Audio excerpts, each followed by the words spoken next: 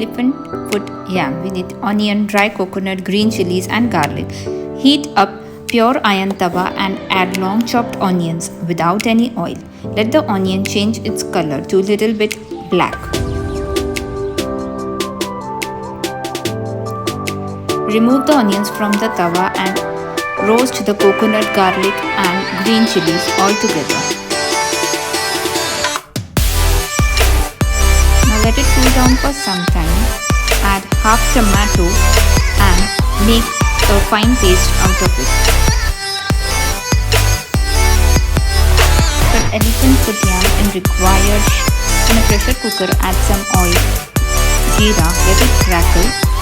Add dry chutneys like kala masala and red Kanda Lasoon chutney.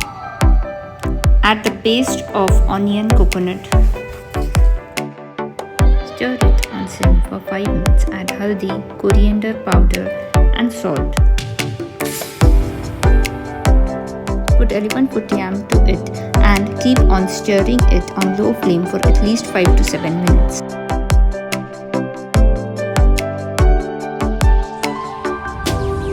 Add 1 full bowl of water and bring it to 1 whistle. And your delicious elephant foot yam is